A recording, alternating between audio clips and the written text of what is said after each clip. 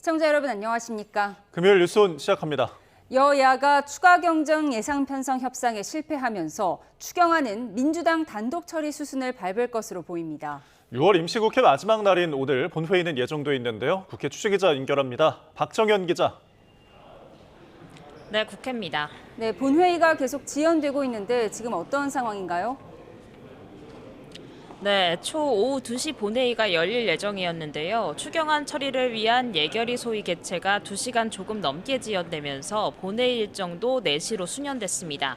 하지만 예결위 전체 회의도 아직 진행되지 않은 상태라 오후 4시에 시작할 수 있을지도 불투명합니다. 민주당은 추경안의 내용을 보다 명확하게 위한 내부 토론이 예상보다 길어졌다고 설명했습니다. 국민의힘은 해도 너무하다며 일방적으로 2시간 넘게 회의를 미뤘으면서 납득 가능한 해명도 내놓지 못하고 있다고 질타했는데요. 이럴 거면 민주당 마음대로 하라고 맹비난했습니다. 다만 위원장인 한병도 의원은 자세한 내부 사정까지 말할 필요는 못 느낀다며 일축했습니다. 여야 협상이 결렬되면서 추경안은 민주당 주도로 국회 문턱을 넘을 전망입니다. 국민의힘은 본회의에 참석해 반대 토론에 나서되 추경안 표결에는 참여하지 않는다는 방침입니다. 이번 추경안 핵심 쟁점은 대통령실 특수활동비인데요. 윤석열 정부 당시 민주당은 대통령실 특활비를 전액 삭감했는데 이번 추경안엔 증액분이 포함돼 있습니다. 국민의힘은 필요 없다던 특활비를 추경을 통해 백지 증액하겠다니 뻔뻔하게 그지없다면서 후한무치이자 내로남불이라고 비판했습니다. 여야 합의가 불발된 책임 역시 지난해 특활비 삭감을 사과하지 않은 민주당에 있다는 점도 분명히 했습니다. 원내 지도부는 직접 용산 대통령실을 찾아 항의 서한을 전달하기도 했습니다. 특활비 없다고 국정마비 될 일 없으니 아무 걱정 마십시오. 과일값이 부족하다면 제가 제철과일로 보내드리겠습니다. 샴푸, 초밥, 쇠고기 사실 돈이 없다면 제가 대신 사드리겠습니다.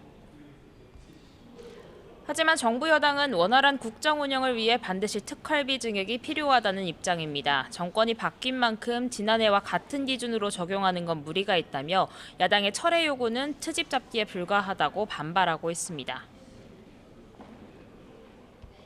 국무총리 인준 거부로 국정의 발목을 잡더니 이제는 민생의 발목을 잡고 있는 국민의힘의 행태가 참으로 아쉽습니다.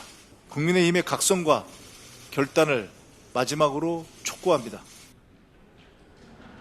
민생회복 소비 쿠폰 역시 지방부담 비율을 두고 입장차가 여전합니다. 민주당은 지방정부의 재원 조달이 어려우니 중앙정부 지원이 필요하다고 주장하고 국민의힘은 지자체 재정 상황에 따라 국비부담 비율을 달리해야 한다고 맞서고 있습니다. 네, 이재명 대통령의 취임 30일 기자회견에 대해서 여야 반응도 나왔죠? 네, 오전 회의에서 여야 모두 관련 언급을 했습니다. 민주당은 윤석열 대통령과 일하는 정부는 어떤 모습인지 보여드리는 시간이었다며 극찬했습니다. 민주당은 이 대통령이 추석 전 얼개를 만드는 건 가능하다고 언급한 검찰개혁 역시 당 차원의 태스크포스를 꾸리는 등 발을 맞추겠다는 계획입니다. 윤석열 정부 3년보다 지난 한 달 동안 이재명 대통령이 더 많은 일을 해냈다라는 평가가 괜히 나온 게 아닌 것 같습니다. 국민의힘은 국민과 적극적으로 소통하겠다는 의지 자체는 평가할 만하다면서도 역대 가장 빠른 자화자찬 말잔치라고 혹평했습니다. 검찰개혁과 감사원 국회 이전 발언에 대해서도 우려를 표하며 다수 여당이 행동대장처럼 밀어붙일 일들이 아니라고 날을 세웠습니다. 대통령은 앞에서는 협치를 강조하지만 더불어민주당은 행동대장처럼 뒤에서는 힘으로 소수야당을 짓누르고 있습니다. 국민을 우롱하는 이중 플레이입니다. 어제 상법 개정안이 새 정부 1호 여야 합의 법안으로 통과되긴 했으나 6월 임시국회 내내 여야는 치열하게 맞붙었는데요. 다음 주 시작되는 7월 임시국회 역시 이재명 정부 초대 장관 후보자들의 인사청문회가 줄줄이 예고된 데다가 민주당의 노란봉투법, 방송산법 등 쟁점 법안의 추가 처리 방침을 세운 만큼 여야 간 냉랭한 분위기는 당분간 이어질 거로 보입니다. 지금까지 국회에서 YTN 박정현입니다. 김민석 국무총리가 임명장을 받은 뒤 첫 일정으로 대통령실 앞에서 항의 집회 중인 농민단체 간부들과 면담을 했습니다. 송미령 농림축산식품부 장관을 유임한 대통령의 결정 배경을 설명하면서 집회 중단을 설득했습니다. 취재기자 연결합니다. 이종원 기자, 자세한 내용 전해주시죠. 네, 어제 국회 인준 절차를 마친 김민석 국무총리가 오늘 오전 용산 대통령실에서 임명장을 받았습니다. 이재명 대통령은 총리가 어떻게 하느냐에 따라 나라 운명이 바뀐다며 장관들이 임명되기 전이라도 차관들과 급한 업무를 처리해달라고 당부했습니다. 임명장을 받자마자 김 총리는 첫 공식 일정으로 대통령실 앞에서 항의 집회 중인 농민단체를 찾았습니다. 이들 단체는 전 정부에서 양국관리법 등 농업사법을 농망사법이라고 비판했던 송미령 농림축산식품부 장관 유임 결정을 철회해달라고 요구하고 있습니다. 김 총리는 이 대통령의 송장관 유임 결정 배경을 설명하면서 집회 중단을 설득했습니다. 특히 전 정부 장관이 유임됐지만 이재명 정부의 정책 방향은 흔들림이 없을 거라는 점을 강조했습니다. 또 국민 통합이라는 흐름에서 장관 한 분 정도는 유임을 결정한 것으로 안다며 송 장관이 내란 사태에 관여한 정도가 덜하다는 점도 고려되는 것 같다는 설명도 덧붙였습니다. 오늘 면담은 오전 11시쯤 시작해서 1시간가량 이어졌는데요. 김 총리는 조만간 농민단체 간부들과 추가 면담을 갖기로 했습니다. 이후 김 총리는 국립현충원을 참배하고 국회를 찾아 우원식 국회의장을 예방했습니다. 모레는 서울 삼청동 총리공관에서 이재명 정부 첫 고위당정 협의회에 참석해 추경예산 집행 방안과 폭염 대책 등을 논의할 예정입니다. 지금까지 정부 서울청사에서 YTN 이종원입니다. 임은정 신임 서울 동부검찰청장은 검찰이 수술대 위에 놓인 상황으로 바뀐 모습을 보이지 않으면 해체에 가까운 개혁을 당할 것으로 생각한다고 말했습니다. 임 지검장은 오늘 동부지검 청사로 처음 출근하면서 기자들과 만나 검찰은 지금까지 잘못해온 봐주기 수사와 거짓말을 감수해야 할 거라며 이처럼 밝혔습니다. 이재명 대통령이 지난달 광주에 이어 오늘은 대전을 찾아 지역 주민들의 애로사항을 청취하고 있습니다. 네, 이 대통령은 모두 발언에서 지역 균형 발전을 거듭 강조했습니다. 취재기자 연결합니다. 정인용 기자. 네, 용산 대통령실입니다. 네, 이른바 타운홀 미팅 형식의 지역 주민 간담회, 이번이 두 번째인데요. 지금도 진행되고 있습니까? 네, 그렇습니다. 대전 컨벤션 센터에서 열린 타운홀 미팅 형식의 간담회는 오늘 오후 2시 반부터 계속되고 있습니다. 선착순으로 주민 300여 명이 자리했고 소상공인 업계와 과학기술계 종사자들이 여기에 포함됐습니다. 이재명 대통령은 간담회 모두 발언에서 충청권에 더 일찍 오고 싶었다며 반감부터 표했습니다. 그러면서 앞으로 대한민국은 수도권 1극이 아닌 전국 골고루 발전하는 나라가 돼야 한다고 강조했습니다. 과거에는 자원도, 역량도, 기회도 부족해 한쪽으로 집중시켜 압축 성장을 해왔지만 지금은 한계에 다다랐다고 지적했습니다. 이 대통령은 수도권 외 나머지 지역은 모두 생존 위기를 겪는 상황이 됐다며 이제는 지역 균형 발전을 해야 한다고 거듭 목소리를 높였습니다. 뒤이어 열린 간담회에서는 먼저 소상공인과 자영업자 악성 채무 탕감 문제에 대해 지역민들과 의견 교환이 이뤄졌는데요. 이 대통령은 장기 연체 채무를 탕감해주는 이번 정책에 대해 도덕적 해이를 불러오는 게 아니냐는 주장도 있다고 인정했습니다. 다만 금융기관이 빌려준 채무의 경우 못 돌려받을 위험을 고려해 이자를 얹어 미리 받는 거라며 10명 가운데 못 갚은 한 명에게 끝까지 받아내는 건 형평성에 맞지 않고 잔인하다고 지적했습니다. 오늘 간담회에서는 과학기술 발전 방향에 대한 논의도 이뤄질 예정인데요. 이 대통령은 대전이 과학 중심 도시인데 전 정부에서 연구개발 예산 삭감으로 폭격을 맞았다며 허심탄회한 이야기를 듣고 싶다고 말했습니다. 아울러 지역 주민들이 자유롭게 지역 문제를 건의하고 토론하는 시간 역시 준비돼 있습니다. 모두가 발언 기회를 얻을 수는 없는 만큼 행사장 입구에는 대통령에게 바라는 점을 참석자들이 써낼 수 있도록 소통 창구도 마련됐습니다. 지금까지 용산 대통령실에서 전해드렸습니다. 네, 이어서 특검 상황 알아보겠습니다. 이번 주에 본격 출범한 3대 특검이 수사에 속도를 내고 있습니다. 내란 특검은 윤석열 전 대통령 2차 조사를 하루 앞둔 오늘도 이주호 교육부 장관 등을 소환했습니다. 삼부토건 주가 조작 사건과 관련해 대대적인 압수수색을 벌인 김건희 특검팀은 오늘 관련 회사 대표를 소환해 조사하고 있는데요. 각 특검 사무실 취재기자 연결해서 자세한 내용 알아보겠습니다. 네, 먼저 우종훈 기자, 어느 특검에 나가 있습니까? 네, 내란 특검 사무실이 있는 서울 고등검찰청입니다. 네, 김영수 기자는 김건희 특검을 취재하고 있죠? 네, 그렇습니다. 김건희 특검팀 사무실 앞입니다. 네, 먼저 우종훈 기자, 윤 전 대통령 2차 조사를 앞두고 특검은 어떤 준비를 하고 있습니까? 네, 내란 특검은 윤 전 대통령 2차 조사를 앞두고 국무위원과 대통령실 참모진들을 잇따라 소환 조사하고 있습니다. 오늘은 이주호 교육부 장관이 이곳 서울고검에 출석했는데요. 이 장관은 12.3 비상계엄 선포당일 이뤄진 국무회의에는 소집 통보를 받지 못해 참석하지 않은 인물입니다. 이 전 장관은 특검에 출석하면서 계엄 당시 국무회의에 위법성이 있다고 생각하느냐는 등의 취재진 질문에 답 없이 건물 안으로 들어갔습니다. 이외에도 내란 특검팀은 윤 전 대통령 1차 조사 이후 한덕수 전 국무총리를 비롯한 국무위원들과 김주현 전 민정수석, 강희구 전 대통령실 부속실장을 불러 조사했습니다. 네, 특검은 국무위원 등 진술을 윤 전 대통령 조사에 어떻게 활용을 할까요? 네, 특검은 이들의 진술을 토대로 비상계엄 선포 직전 국무회의 상황을 재구성하는 데 집중하고 있는 것으로 전해졌습니다. 특검은 비상계엄 선포 국무회의 안건 심의 과정에서 윤 전 대통령의 직권남용 권리행사 방해 혐의를 추가로 들여다보고 있는 것으로 알려졌는데요. 비상계엄 선포 당일 윤 전 대통령은 국무회의 정족수 문제로 1차와 2차에 나누어 국무위원들을 소집한 거로 전해졌습니다. 특검은 만약 윤 전 대통령의 계엄 선포가 일방적이었다면 국무회의에 소집되지 못했거나 뒤늦게 소집된 국무위원들의 심의권 행사를 윤 전 대통령이 방해한 게 아닌지 의심하고 있는 것으로 전해졌습니다. 이와 관련해서 윤 전 대통령 조사가 진행된 이후 각 국무위원에 대한 혐의 적용 여부도 정리가 될 것이란 관측이 나오고 있습니다. 네, 조사 예정인 또 다른 혐의들도 정리해 주시죠. 네, 특검은 1차 조사 때 마치지 못한 윤 전 대통령의 체포방해 지시, 비화폰 기록 삭제 지시, 외환과 국회 의결 방해 혐의를 추가로 들여다볼 계획입니다.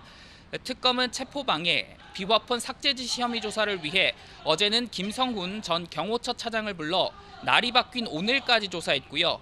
오늘 오후엔 박종준 전 대통령 경호처장을 조사하고 있습니다.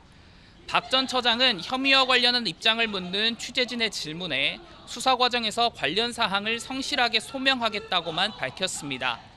외환 의혹 조사에 대비해 특검은 북한이 침투했다고 주장하는 무인기와 우리 군에 납품된 것의 형상이 유사하다는 의견을 낸 국방과학연구소 실무자를 앞서 참고인으로 불러 조사했는데 관심이 집중된 사안인 만큼 내일 윤 전 대통령을 상대로도 집중 조사가 이루어질 거로 보입니다. 네, 이어서 김건희 특검 상황 알아보겠습니다. 김영수 기자, 어제 삼부토건을 포함해서 대대적인 압수수색이 이루어졌는데요. 이후 수사 상황은 어떻습니까? 네, 김건희 특검팀의 오정희 특검보가 조금 전에 브리핑을 했습니다. 일단 어젯밤 11시까지 압수수색을 했고요. 오늘은 관련 회사 대표를 소환해서 조사하고 있다고 밝혔습니다. 다만 소환한 사람이 누군지, 그게 몇 명인지는 공개하지 않았습니다. 삼부토건이 압수수색 직전에 사무실을 이전해서 논란이 있었죠. 특검팀은 증거인멸 여부까지 확인할 예정이라고 밝혔습니다. 또 오늘 브리핑에선 어제 압수수색 대상에 이석산업개발도 포함된 게 확인됐습니다. 이석산업개발은 삼부토건 대주주인 DYD에 삼부토건 주식을 넘긴 곳으로 전해졌는데 오 특검보는 압수수색 배경에 대해서는 확인하지 않았습니다. 네, 이렇게 관련자 조사가 시작된 만큼 김건희 여사 소환 시점이 궁금한데요. 어떻게 전망되고 있습니까? 특검팀의 현재까지 공식적인 입장은 여러 상황을 고려해서 소환 시점을 결정하겠다는 겁니다. 아시는 것처럼 검찰 단계에서 이미 김건희 여사에 대해서 소환을 여러 차례 통보한 적이 있죠. 그래서 특검으로 사건이 넘어가긴 했지만 도이치모터스 주가 조작 사건이나 공천 개입 의혹 같은 경우 언제든 소환을 통보할 수 있는 상황으로 보입니다. 다만 김건희 특검팀의 기류가 그렇진 않은 것 같습니다. 오정희 특검보가 오늘 브리핑에서 삼부토건 사건을 첫 강제 수사 대상으로 잡은 이유에 대해 설명하면서 결론적으로 수사가 마무리되는 시점에는 모든 게 균형 있게 마무리될 수 있게 하겠다고 말했습니다. 네, 최상병 특검의 상황도 전해주시죠. 네, 최상병 특검팀은 다음 주부터 VIP 경로설에 대한 수사가 본격적으로 진행된다고 공개하면서 다음 주 월요일 김계환 전 해병대 사령관을 소환 조사한다는 사실까지 밝혔습니다. 박정훈 대령에게 최상병 순직 사건에 대한 사건 이첩을 보류하라고 지시한 인물입니다. 김 전 사령관은 윤석열 전 대통령이 조사 결과를 받고 경로했다는 얘기를 처음 전달한 걸로 전해졌던 만큼 VIP 경로설을 규명할 핵심 인물 가운데 하나로 꼽힙니다. 이종섭 전 장관에 대한 조사도 조만간 이뤄질 걸로 보이는데 이 전 장관은 특검 측에 박 대령의 항소를 취하는 건 부당하다는 의견서를 냈습니다. 네, 지금까지 김영수, 우종훈 기자였습니다. 수고하셨습니다. 네, 다음 소식 이어갑니다. 지난 4월 일어난 SK텔레콤 유심 정보 유출 사태는 부실한 보안 관리와 미흡한 대응 때문에 빚어졌다는 최종 조사 결과가 나왔습니다. 정부는 이번 해킹 사고에 SK텔레콤 측 과실이 있는 만큼 가입자들에 대한 위약금 면제 사유도 인정된다고 판단했습니다. 취재기자 연결해서 자세한 내용 알아보겠습니다. 김태민 기자, 우선 이번 해킹 사고의 경위부터 설명해 주시죠. 네, 과학기술정보통신부는 오늘 오후 SK텔레콤 해킹 사고에 대한 민관 합동 최종 조사 결과를 발표했습니다. 두 달여 동안 SKT 서버 4만 2천여 대를 전수조사한 결과 서버 28대에서 악성 코드 33종이 발견됐고 사실상 전 가입자 유심 정보가 유출된 것으로 확인됐습니다. 처음 해킹 공격이 이뤄진 건 지난 2021년 8월이었습니다. 해커들은 외부와 연결된 SKT 서버에 침입해 다른 서버들의 관리 계정 정보를 잇따라 탈취한 뒤 악성 코드를 심고 지난 4월 가입자 정보를 빼냈습니다. 네, 이 과정에서 SK텔레콤 측의 부실한 보안 관리 실태가 다수 발견됐다고요? 네, SK텔레콤 측은 지난 2022년 이미 일부 서버의 악성 코드 감염 사실을 발견한 것으로 드러났습니다. 하지만 당시 통신당국에 신고하지 않아 다른 서버에 대한 정밀 분석 기회를 놓쳤고 결과적으로 이번 해킹 사태도 예방하지 못했습니다.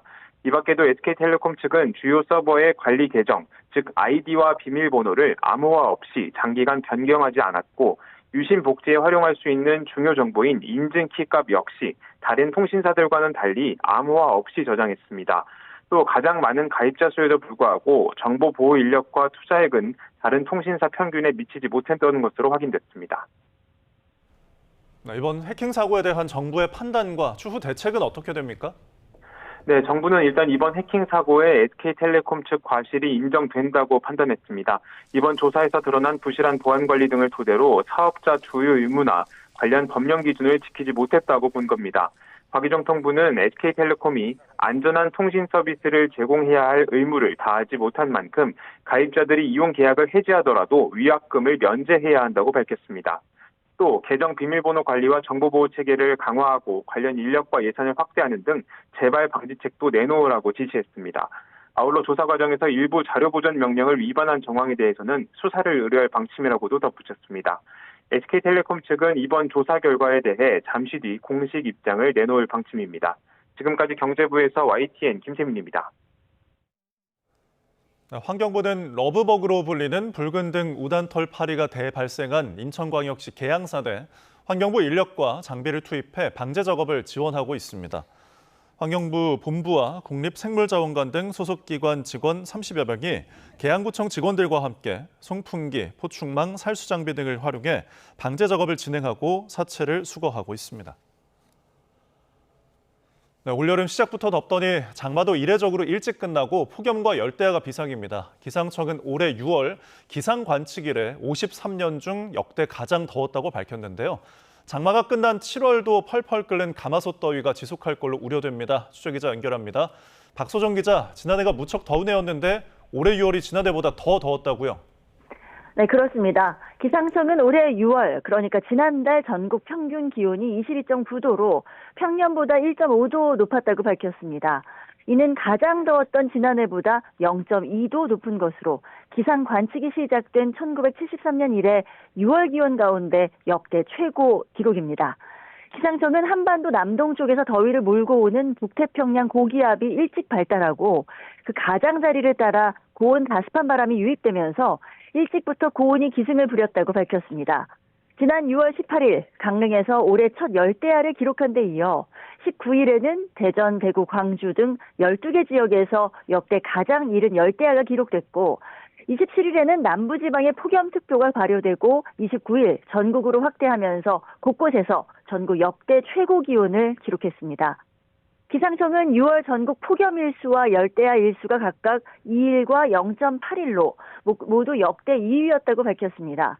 특히 서울은 2022년부터 올해까지 4년 연속 6월 열대야가 기록된 상태입니다. 이 같은 6월의 역대급 더위는 그대로 7월로 이어지면서 30도를 웃도는 초열대야가 강릉에서 지난 2022년에 이어 두 번째로 빨리 나타났고요. 1일과 2일, 이틀 동안 지속이 됐습니다. 서울은 오늘까지 닷새째 열대야가 이어지고 있어 밤낮 없는 더위가 그야말로 비상입니다. 장마가 역대급으로 일찍 끝나면서 7월 더위도 만만치 않을 것 같습니다. 전망은 어떻습니까? 네, 장마가 끝난 7월도 6월 못지않은 가마솥 더위 예상됩니다. 기상청은 본격적으로 북태평양 고기압 영향권에 들면서 당분간 푹푹 찌는 더위가 밤낮을 가리지 않고 지속할 가능성이 크다고 전망했습니다. 우선 다음 주까지 폭염과 열대야가 계속되면서 열기가 축적돼 서울의 기온은 다음 주 중반에 34도까지 치솟고 밤사이 최저 기온도 26도에 머물 전망입니다. 이에 따라서 온열 질환의 위험도 더 커집니다. 기상청은 당분간 더위가 이어지며 폭염특보가 확대할 가능성이 있고 특히 중부지방은 다시 정체 전선의 영향권에서 장맛비가 내릴 수 있다고 밝혔습니다. 또 현재 필리핀 부근 먼 남해상에서 연이어 발생하고 있는 태풍과 열대 저압부에 따라 앞으로 날씨가 무척 유동적이라고 밝히면서 당분간 한반도 날씨 변화에 예의주시해야 한다고 당부했습니다. 지금까지 과학기상부에서 YTN 박소정입니다. 네, 이렇게 불볕더위가 연일 이어지고 있습니다. 전국 대부분 최고 기온이 30도를 훌쩍 넘으면서 야외 활동에 주의가 필요한데요. 현장에 취재기자가 나가 있습니다. 오선열 기자. 네, 광주 우치공원에 나와 있습니다. 네, 밤낮 없는 무더위가 기승을 부리고 있습니다. 광주도 일주일 넘게 폭염특보가 이어지고 있죠. 네, 찌는 듯한 더위가 이어지면서 지치는 건 사람만이 아닙니다. 동물들도 마찬가지인데요. 이곳 동물원을 돌아다니다 보면 뜨거운 햇볕을 피해 그늘에서 쉬는 동물들의 모습도 자주 볼 수 있습니다. 연일 30도를 웃도는 폭염에 동물원 가족들도 힘겨운 여름나기를 하고 있는데요. 사육사가 뿌려주는 물줄기를 맞거나 얼음 과자를 먹으며 버티고 있습니다. 워낙 덥다 보니 입장객도 많이 줄었습니다. 광주는 오늘 낮 최고 기온이 33도를 기록했는데요. 현재 전국 대부분 지역엔 폭염특보가 내려졌습니다.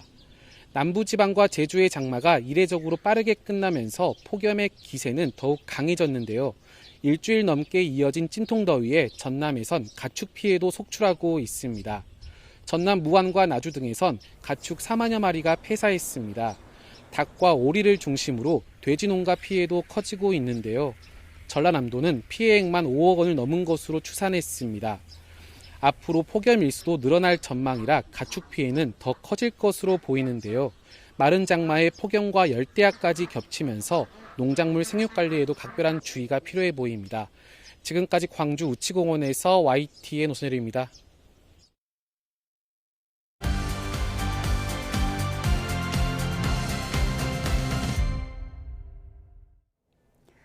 정책 겉과 속을 들여다보는 정치온 시작합니다. 오늘은 김상일 정치평론가, 강전의 국민의힘 대변인과 집중 분석해 보겠습니다. 어서 오세요. 안녕하세요. 어제 이재명 대통령의 첫 기자회견, 2시간 넘게 참석자들과 동일한 눈높이로 앉아 여러 질문을 받았는데요. 여야 평가는 어땠을까요? 영상으로 보고 오시죠.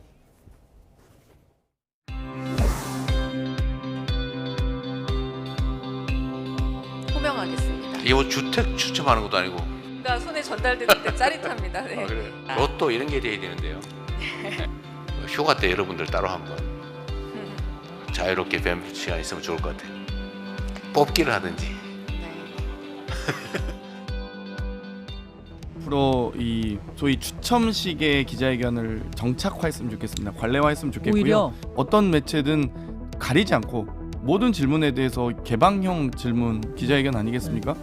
전형적인 보여주기적이거든요. 대통령실 기자단이 우리 국민들이 궁금해하는 것들은 요런 것들이 있으니까 이 질문을 우리 배분해가지고 이거는 꼭 물어보자 이번 기자회견에. 이 시간이 제한돼 있기 때문에 국민들 궁금해하는 거 물어봐야죠.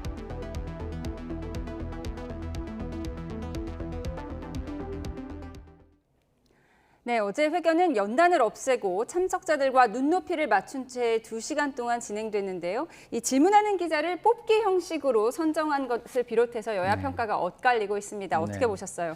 저는 뭐 베스트 에버 역대급이라고 저는 생각을 했어요. 왜냐하면 기본적으로 이제 뽑기를 해가지고 질문이 너무 그 범위가 줄어든 거 아니냐, 뭐 보여주기 아니냐 이런 비판이 있지만 그 질문 속에서 비판적인 질문이 없었던 거 아니거든요. 그리고 그 비판적인 질문에 대해서 피하거나 그런 것도 없었고 성실하게 답변을 다 했지 않습니까? 그렇다고 한다면 내용이 되게 좋고 충실하다면 또 하면 되는 것이지 이게 좁고 뭐 질문 수가 줄었다고 그걸 문제 삼을 건 저는 아닌 것 같아요. 이런 게 해소가 안 된 부분이 있으니까 또 하자. 이렇게 오히려 제안하시는 게 저는 맞다고 생각하고요. 기본적으로 하는 데 있어서 자신감도 굉장히 있었고 그다음에 여유도 있었어요. 그 메시지를 보면은 그 상대방인 야당이라든가 아니면은 또 남북 관계에서의 북한이라든가 해외에서 어떤 일본이라든가 이런 부분에 대한 어떤 메시지, 함께 하자는 메시지를 행간에 담아내는 여유도 있었고 그리고 어떤 정책이나 이런 부분에 있어서는 이 내공이 느껴진다 이런 부분도 꽤 있었습니다. 그래서 그 어느 모 언론사의 기자분이 페이스북에 이렇게 적었더라고요. 미국에서 주지사 출신이 왜 대통령으로 많이 당선되는지 이 기자회견을 보고 느껴졌다라는 얘기를 했는데 그 말에 참 동감이 됐습니다. 예, 베스트 에버 역대급이라고 극찬을 하셨는데요. 기자 출신인 신동욱 의원은 이 뽑기식 이렇게 기자를 선정하는 것이 오히려 보여주기식이다. 다양한 질문을 해야 하는 것을 막는 것이다라고 평을 했거든요. 어제 기자회견을 보면은 뭐 연단을 만들지 않는다라든지 그리고 대통령이 농담을 섞으면서 편안하게 말씀하시는 모습 이런 거에 대해서는 굉장히 높게 평가를 하고 싶습니다. 근데 송곳 질문이 없었다라는 지적들이 계속 나오고 있는데 송곳 질문이 나오지 못한 이유가 뽑기로 기자들을 추첨했기 때문이 아닌가 생각을 하거든요. 신동욱 의원도 기자 출신이고 그리고 또 오늘 보니까 탁현민 전 의전비서관도 같은 이야기를 했더라고요.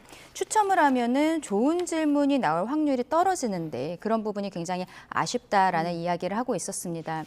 결과적으로는 어제 질문 자체도 조금은 두루뭉술했고 답 자체도 두루뭉술하지 않았나. 김민석 이제는 총리가 되었죠. 총리라든지 그리고 인선에 있어서의 잡음들 그리고 검찰 개혁에 대해서 조금 더 송곳 질문들이 있었으면 부동산 정책에 대해서도 마찬가지입니다. 우리 국민들께서는 대통령이 구체적으로 어떤 생각하시는지 굉장히 궁금하거든요. 아마도 대통령은 나름대로 좀 준비를 했을 것으로 보여요. 근데 질문 자체가 그런 형태였었기 때문에 이러한 이야기가 나오지 않는 것은 아쉽고 근데 어제 보았을 때는 아마 기자회견이라든지 이런 형태가 조금 더 있게 되지 않을까. 어제 한 번 하고서는 안 할 것 같지는 않았거든요. 그러면 다음번 회견에서는 이러한 부분들을 조금 더 보완했으면 좋겠다라고 생각합니다. 예. 그런가 하면 여권이 추진하고 있는 검찰 조직 개편에 대해서 이 대통령은 추석 전까지는 검찰개혁에 얼개를 만드는 게 가능할 것 같다고 말했는데요.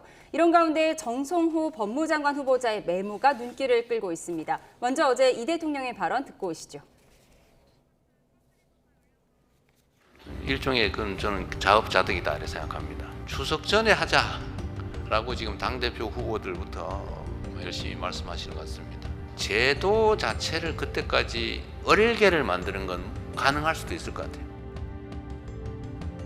앞서 민주당 대표 경선 후보들인 박찬대, 정청래 의원이 추석 전 검찰개혁 입법 완료를 공언한 데 대한 대답이었는데요. 검찰개혁 시기 하려면 신속히 선제적으로 하자는 문구가 적힌 정성호 법무장관 후보자의 휴대전화 메모가 포착되면서 당 정이 일제히 속도전으로 방향을 트는 것 아니냐는 해석에 힘을 얻고 있습니다. 검찰 조직의 해체라는 표현은 적절하지 않다라고 한 예전의 신중한 모습과는 다르다는 거죠. 다만 정 후보자는 대통령 취지가 빨리 하라는 것 아니냐는 주변인들의 문의에 대한 메모였다며 선을 그은 걸로 전해졌습니다. 한편 이문정 신임 동부지검장은 오늘 취임 일성으로 검찰 내부를 직격했는데요. 듣고 오시죠. 검찰개혁이 당해야 될 지금 수술대 위에 놓인 상황이라서 그런 것에 대해서 이제 바뀐 모습을 보여주지 않으면 검찰은 정말 해체에 가까운 개혁을 당하지 않을까 생각하고 있습니다. 저희 검찰이 지금까지 말이 못했기 때문에 국민들한테 불신을 받았다고 생각지는 않습니다. 말은 많았었고요. 말을 실천하는 행동이 필요할 때이기 때문에 실천으로 보여드리고자 합니다. 네, 그동안 정성호 후보자는 네. 좀 신중론 그리고 당내 강경파는 빨리 하자 속도전을 원했다면 그렇게 투트랙으로 간다는 해석도 있었는데 어제 대통령 발언을 보면 전체적으로 속도전으로 가는 것 같아요. 그래서 저는 그렇게 들리진 않았거든요. 당대표 후보자들이 뭐라고 얘기를 하냐면 추석 전에 완결을 할 것처럼 얘기를 하고 있어요. 모든 걸 끝낼 것처럼. 그런데 대통령께서는 그때까지는 얼개가 나올 것이다 라는 건 뭐냐면 기본적인 합의된 틀 정도가 나올 것이다 라는 겁니다. 그러니까 틀 정도의 합의를 하면 그 내용을 또 채워가는 데는 상당한 시간이 또 필요한 거 아니겠습니까? 왜냐하면 악마는 디테일에 있다라고 우리가 얘기를 하잖아요. 그렇기 때문에 오히려 정성호 후보자의 입장에 힘을 실어준 메시지였다 저는 그렇게 생각을 하고요. 그리고 정성호 후보의 그 메모에서 포착된 신속 선제적 이라는 것은 저는 어떻게 보냐면 기본적으로 합의를 하되 그것이 마냥 시간을 끌 수는 없는 것이다. 그래서 속도 더하기 품질 이 두 가지를 다 고민해야 된다. 중요하게 생각해야 된다. 이런 것으로 저는 이해합니다. 네, 정성호 의원의 휴대전화 메모 이렇게 기자의 카메라에 포착될 수 있다는 건 염두에 뒀을 텐데 신속히 선제적으로 검찰개혁을 해야 한다. 이 메시지의 의미 어떻게 보세요? 저는 기자들이 찍어달라고 저렇게 보여주셨다라고 생각을 합니다. 왜냐하면 본인이 검찰개혁에 대해서 약간은 온화한 듯한 말을 했기 때문에 거기에 대해서 강성 지지층에서는 아니 지금 무슨 얘기하는 거냐. 이재명 정부 시작하자마자 바로 시작해야지. 그런 이야기들을 하고 있거든요. 특히 조국혁신당 같은 경우에는 과거에 오광수 전 민정수석에 대해서도 그렇고 이번 봉욱 민정수석에 대해서도 굉장히 불만을 가지고 있습니다. 검찰 출신이라는 것도 있고 특히 이번에 봉욱 민정수석 같은 경우에는 문재인 정부 때 검찰의 수사권과 기소권을 분리하는 거에 대해서 반대 입장을 갖고 있었던 사람이거든요. 그러니까 이게 굉장히 트랙이 좀 여러 가지가 있는 거예요. 민정수석은 과거에 반대했던 사람이고 대통령은 진행하겠다라고 하면서 약간은 두루뭉술한 이야기를 하고 있고 그리고 법무부 장관 후보자는 속도전에 대해서 낮출 것처럼 하다가 지금은 강성 지지층들 때문에 저런 메시지를 일부러 보였다라고 생각을 하거든요. 근데 지금 당대표로 나온 두 분이 어떻게 보면은 속도전에 불을 붙이고 있다고 생각을 합니다. 근데 이분들은 그럴 수밖에 없는 게 이번 당대표 선거에 권리당원이 55%가 투표를 한다라고 해요. 그러면은 본인들이 당대표가 되려면은 권리당원들에게 어필을 해야 되고 그렇다면은 강성 메시지가 나갈 수밖에 없는 거거든요. 대통령은 어제 이야기한 과정에서 결국 이런 것은 국회에서 처리할 일이다라는 이야기도 했거든요. 법안으로서 처리를 해야 되는 부분인데 이거는 꼭 저는 당대표들 후보들이 하고 있는 속도전에 힘을 실어주기보다는 정성호 후보자는 이게 법으로 해야 되기 때문에 야당과도 협의해야 된다라는 굉장히 좀 온화한 메시지들이 계속 나오고 있어요. 오히려 정성호 후보자에게 힘을 실어주는 것이 아닌가 생각을 합니다.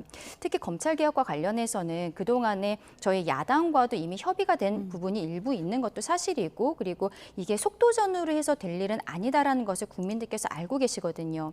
검수완박을 일부 한 상황에서 지난 윤석열 전 대통령의 수사와 체포 과정 이때 얼마나 많은 그 문제가 있었는지 국민들께서 경찰, 검찰, 공수처의 관계에 대해서 잘 알고 계시기 때문에 이거는 속도보다는 안정적으로 하는 것이 더 중요하다 그렇게 생각을 합니다. 네. 이런 가운데 새로 취임한 임은정 서울 동부지방검찰청장 오늘 첫 출근길에서 표적 수사와 제19 감싸기를 해온 것을 인정하자 이렇게 지적을 했는데 사실 이번에 뭐 2단계 수직 상승했다라고 하지만 검찰개혁의 주체이자 대상이 돼야 하는 거잖아요. 여기 신경이 복잡할 것 같은데요.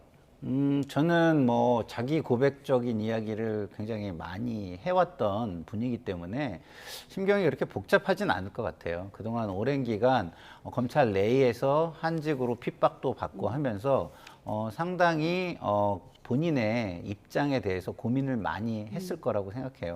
그리고 그 얘기에 일단을 드러낸 것이죠. 진짜 국민 불신을 이 정도 받는다면 검찰 조직은 무의미하다. 그렇기 때문에 오히려 검찰 조직을 새로 태어나게 하고 그리고 인정받으려면 정말 해체 수준에 가까운 개혁이 필요하다. 지금의 국민의힘에서 나와야 될 얘기를 이문정 검사가 저는 한 거라고 보거든요. 그러니까 국민의힘도 마찬가지고 검찰도 그렇고 내부에서 그런 생각을 가지고 개혁을 한다면 오히려 국민의 신임을 다시 얻어서 본인들의 어떤 실력을 보여줄 수 있는 기회를 다시 얻을 수 있는 것이다. 이런 생각이 듭니다. 네. 저는 저런 이야기를 이문정 검사장에 하기 위해서 그래서 동부지검장 시킨 것이 아닌가 그렇게 생각을 합니다. 굉장한 코드 인사라고 생각을 하거든요. 이분이 그동안에 정치적인 발언들을 뭐 검사로 지내면서도 많이 해오셨던 분이에요. 그리고 어떻게 보면은 그때 국민추천제 이야기가 나왔을 때 이문정 검사를 검찰총장으로 해야 된다. 이런 댓글들이 막 굉장히 많이 올라왔었거든요. 이분이 이번 이재명 정권에서 검찰에서 중요 보직으로 갈 것이라는 것은 어느 정도 예상이 되었던 것이고 그리고 본인이 기자들 앞에서 저렇게 이야기를 했을 때 제가 아까 검찰개혁은 속도보다는 안정이 중요하다라고 말씀을 드렸었는데 검찰 내부에서 저런 자성의 목소리가 있기 때문에 조금 더 빨리 해야 된다, 빨리 할 수 있다라는 이런 인식을 국민들께 심어줄 수 있다라고 생각을 하거든요. 그래서 결과적으로는 저는 이문정 검사장은 오늘 뭐 이런 간단한 기자회견이라든지 이런 것들이 있었던 것으로 보이는데 향후에도 검찰 개혁을 진행하는 과정에서 계속적으로 스피커로서 활약을 할 것 같다 생각합니다. 결국 당정은 속도전을 갈 것이다 이렇게 네. 말씀을 해주셨습니다. 한편 오늘 이재명 대통령은 조금 전 2시 반부터 대전 시민 300여 명과 타운홀 미팅 소통을 하고 있습니다. 어떤 메시지가 나왔는지 영상으로 보고 오시죠. 대한민국의 앞으로 발전 방향이라고 한다면 수도권 일극이 아니라 전국이 골고루 함께 발전하는 그런 나라가 되어야 된다라고 생각합니다. 이게 부족한 게 많은 그 시절에 단기간에 압축 성장을 해왔습니다. 그러다 보니까 많은 문제들이 생기기도 했지만 전 세계사에 없는 압축 성장을 했습니다. 지역으로 보면 수도권으로 완전히 다 몰려가지고 나머지 지역들은 전부 다 생존의 위기를 겪는 상황이 됐죠. 이제는 이걸 다 바꿔야죠. 근본적으로. 그래서 이제는 균형 발전 전략을 취하자. 또 지역으로도 한쪽에 너무 몰빵하지 말자. 네, 광주에 이어 두 번째 타운홀 미팅인데 국민 소통 행보 충청의 마음을 듣다라는 제목이었습니다. 균형 발전을 강조했는데 네. 이재명 대통령이 이 타운홀 미팅 형식을 참 좋아하는 것 같습니다. 타운홀 미팅 형식이 가장 어떻게 보면은 공감대를 형성을 하고 그리고 어떤 권위 없이 소통을 잘 할 수 있는 형식입니다. 그래서 예전부터 우리가 권위적인 어떤 행사를 볼 때마다 타운홀 방식으로 하면 좋겠다라고 얘기를 하는데 그거를 권위적인 지도자는 받아들이질 않아요. 근데 저것을 받아들여서 한다는 것 자체를 저는 좋게 본다 이런 말씀을 드리고요. 참여 대상은 선착순으로 결정됐다고 하더라고요. 예, 그런 거 역시도 우리가 가능하면 공정하게 모두에게 평등한 기회를 줘야 된다는 것은 기본적인 공직자들의 저는 자세라고 보거든요. 저는 괜찮다고 생각을 하고요. 뭐 해외에서는 심지어 공무원도요. 그 연공서열에 의한 승진이 없습니다. 왜냐하면은 공직 자체가 그 공공재이기 때문에 국민 모두에게 평등권, 액세스에 그러니까 접근의 평등권을 보장해야 된다고 하고 있기 때문에 바로 승진을 시키거나 그런 게 없어요. 다 어플라이를 그러니까 지원을 새로 해서 승진을 하는 방식으로 돼 있거든요. 그런 개념을 생각한다면 이렇게 지금 모두에게 공정하고 평등하게 기회를 줄 수 있는 방법을 고민한다는 것은 저는 특권의식을 오히려 내려놓는 자세이기 때문에 나쁘지 않다 이렇게 봅니다. 네, 충청에는 뭐 세종시 이슈도 있는 만큼 균형 발전을 강조한 것 같은데 소상공인 악성채무 탕감에 대한 이야기도 나왔어요. 이런 얘기를 했다고 합니다. 금융기관은 못 받을 위험을 고려해서 이자를 얹어 미리 받는 것이다. 그러니까 10명 가운데 못 갚은 1명에게 받아내는 것은 형평성에 어긋난다 이렇게 얘기를 했거든요. 아무래도 악성 채무 탕감 정책이 불가피했다 이 부분을 강조하는 거겠죠. 그렇죠. 이번에 뭐 추경 관련해서도 저희 국민의 입장에서는 좀 받아들이기 어렵다라고 이야기하는 부분이 7년 이상 5천만 원이 계속 이렇게 악성 채무로 남아있을 때 여기에 대해서 일괄적으로 면제를 해주겠다라고 한 부분. 이것이 도덕적 해이를 불러일으키는 것이 아니냐. 그리고 그동안에 성실하게 채무를 갚아오신 분들이 상대적 박탈감을 느끼는 것이 아니냐라는 부분에 대해서 계속적으로 말씀을 드렸기 때문에 지금 추경 과정에서 아마 대통령이 또 저런 이야기들을 하신 것으로 보입니다. 근데 저 이야기를 하면서 이게 말하자면 취약차주 채무탕감제도인데 이런 탕감제도를 앞으로도 추가할 생각이다. 이런 말씀도 하시고 그리고 정상적으로 갚는 분들도 많이 깎아줄 생각이다. 이런 형태의 이야기들도 나오고 있는 거예요. 이게 그러면은 이번에 일시적으로 경제가 좋지 않기 때문에 뭐 7년 이상 5천만 원 여기에 대해서만 채무 면제를 해주는 것이 아니라 향후에도 이런 것들이 반복될 수 있다라는 국민들의 예측 가능성이 생기는 거잖아요.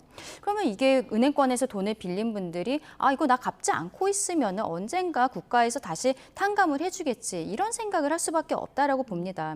지금 이 이야기를 하신 부분에 대해서는 아마도 좀 논란이 있을 것이고 대통령실에서 구체적인 뭐 해명 자료 같은 것들이 나올 것이라고 생각을 합니다만 오늘 이러한 이야기들 나온 부분은 굉장히 유감이다 말씀드리고 싶습니다. 그동안 성실히 빚 갚아온 사람들의 박탈감 이 부분에 대한 해명이었던 것 같습니다. 그런가 하면 이재명 정부 초대 내각을 이끌게 된 김민석 총리 경제 위기 극복을 먼저 내세웠죠.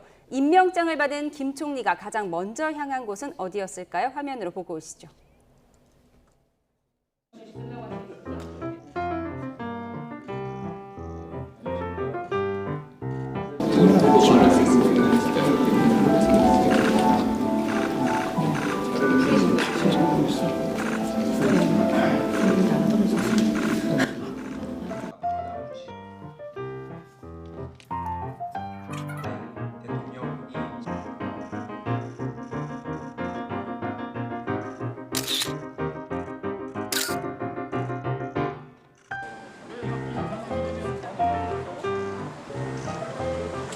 송미령 장관이 다시 유임되는 데서 경악을 금치 못할 정도로 거부권을 건의했던 장관인데 아니 우리가 당했던 그 정책들을 똑같이 가려고 하나?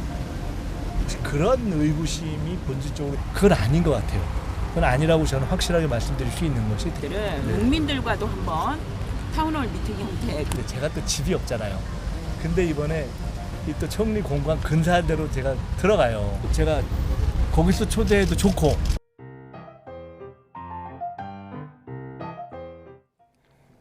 네, 김민석 총리 오늘 오전 임명장을 받았는데 이재명 정부 초대 총리이자 49대 총리로 취임한 김 총리에게 당면한 주요 과제가 무엇일지 새벽 총리를 강조하고 있는데 첫 행보로 농민단체를 만났어요. 왜 그랬을까요? 지금 그 장관 인사가 이루어지고 있는데 그 장관 인사 중에서 진영 내부에서 가장 논란이 되는 부분이 잠시만요. 지금 국회 예산결산특별위원회가 열리는 것 같습니다. 저희가 현장 화면을 먼저 보고 와서 대담 이어가겠습니다.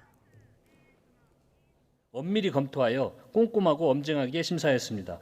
그동안 추경 심의를 위해 노고를 아끼지 않으신 예결위원님들께 감사드립니다.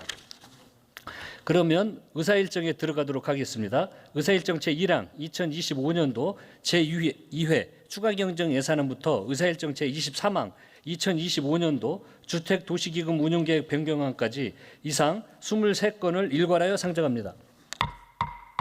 먼저 추경 예산안 등 조정 소위가 심사한 결과에 대해 보고를 받겠습니다. 그 결과 보고 받고 하시죠. 소위 위원으로 활동해 주신 이소영 간사님 나오셔서 심사 결과를 보고해 주시기 바랍니다. 심사 결과 보고 받고 하겠습니다. 심사 결과는 먼저 받겠습니다.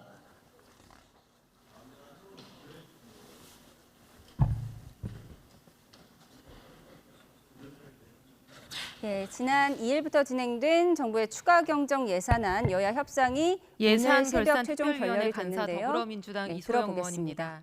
지금부터 2025년도 제2회 추가 경정 예산안과 22건의 기금 운영 계획 변경안에 대한 소위원회 심사 결과를 보고드리겠습니다. 말씀드린 대로 여야 협상은 최종 결렬된 가운데 국회 예산결산특별위원회가 민주당 주도로 열리고 있습니다. 결국 민주당 주도로 국회 본회의에서 통과될 것으로 보입니다. 네, 현장 화면 보고 오셨습니다.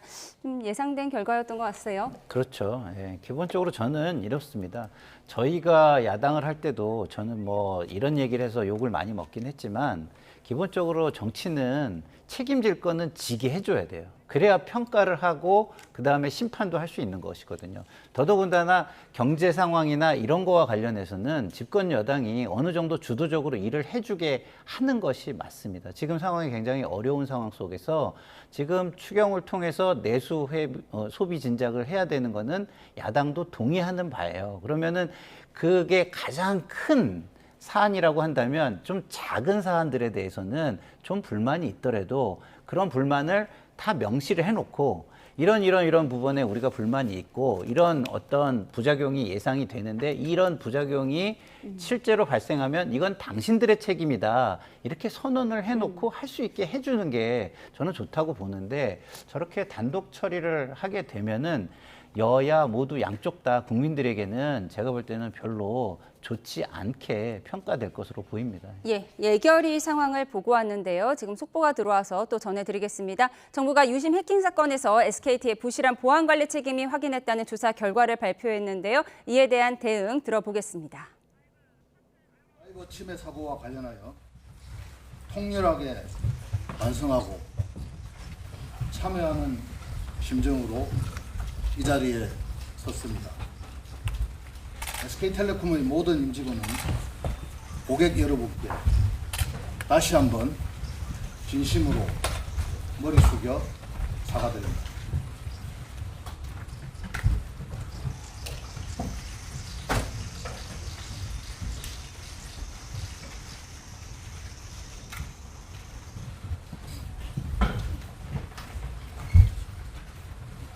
오늘 오후 2시 당사 사이버 침해 사고에 대한 민관 합동조사단의 최종 조사 결과 발표가 있었습니다. SK텔레콤은 발표된 조사 결과를 무겁게 받아들이며 시정조치 사항은 물론 재발 방지를 위한 모든 대책을 책임지고 신속히 이행해 나가겠습니다.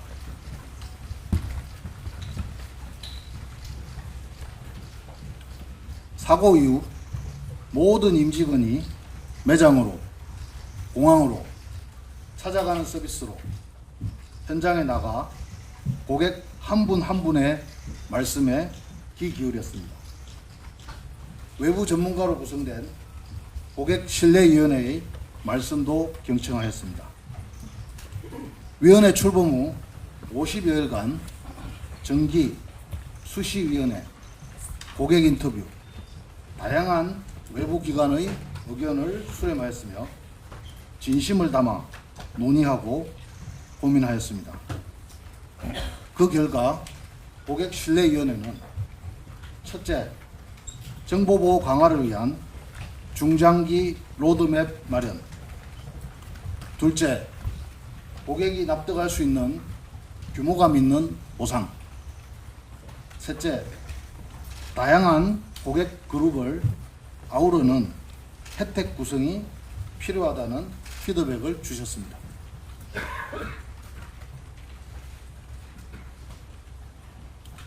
저희 SK텔레콤은 이러한 말씀들을 모두 무겁게 받아들이고 책임과 약속 프로그램을 통해 고객님의 신뢰 회복에 최선을 다하고자 합니다. 먼저 고객 안심 패키지를 업그레이드하여 고객님을 철저하게 보호하겠습니다. 또한 재발 방지는 물론 보안이 강한 회사로 거듭나기 위해 5년간 7천억 원 규모의 정보보호 혁신 방안을 마련했습니다. 다음으로 믿고 기다려주신 고객님께 감사한 마음을 담아 5천억 원 규모의 고객 감사 패키지를 준비했습니다. 지금부터 구체적인 내용을 하나씩 말씀드리겠습니다. 먼저 고객 안심 패키지에 대해 말씀드리겠습니다. SK텔레콤은 사이버 침해 사고 네, SKT 유심 해킹 사고와 관련한 회사 대응을 들어봤습니다. 간단히 정리해드리겠습니다. SK텔레콤이 모든 공익에게 8월의 통신 요금을 50% 할인해 주겠다고 밝혔고요. SKT망을 사용하는 알뜰폰 고객의 통신 요금도 마찬가지로 50% 할인해 주겠다고 했습니다. 그리고 8월부터 연말까지 매월 데이터 50GB를 추가 제공하기로 했습니다. 이에 대한 자세한 소식은 들어오는 대로 추가로 전해드리도록 하겠습니다. 저희는 전국대담을 이어가겠습니다. 지금 예결위 상황을 들어봤는데요. 지난해 대통령실의 특수활동비를 삭감했던 민주당이 정권이 바뀌자 다시 증액하자고 해서 여야가 충돌하고 있는 상황이죠. 송원석 비대위원장의 목소리부터 이어서 듣고 오시죠. 반년 전 대통령실 특활비를 삭감했을 당시 더불어민주당 당대표였던 이재명 대통령은 이런 얘기를 했습니다. 문제된 특활비, 어디다 쓰는지도 모르는 특활비를 삭감한 것인데 이것 때문에 살림을 못하겠다고 하는 건 사실 좀 당황스러운 얘기죠. 당시 박찬대 원내대표는 대통령실 특활비를 삭감했다고 해서 국정이 마비되지도 않고 검찰 특활비를 삭감했다고 해도 국민이 피해를 입지 않습니다. 추경이 그렇게 급하다고 우기더니 결국 알고 보니까 대통령실 특활비가 그렇게 급했단 말입니까? 염치도 없고 양심도 없는 가히 내로남불, 표리부동의 끝판 세력입니다. 그때는 특활비를 삭감해도 국정이 마비되지 않고 지금은 마비됩니까?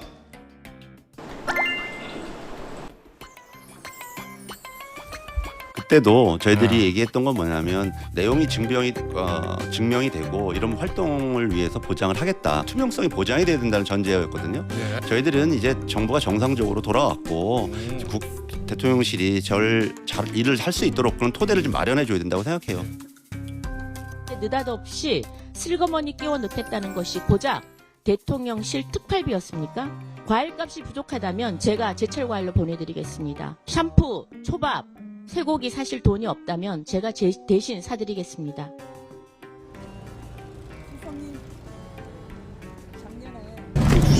다 찍었습니다. 상황이 어떻든 간에 저희들의 입장이 바뀌게 된 거에 대해서 국민들에게 죄송하게 생각합니다.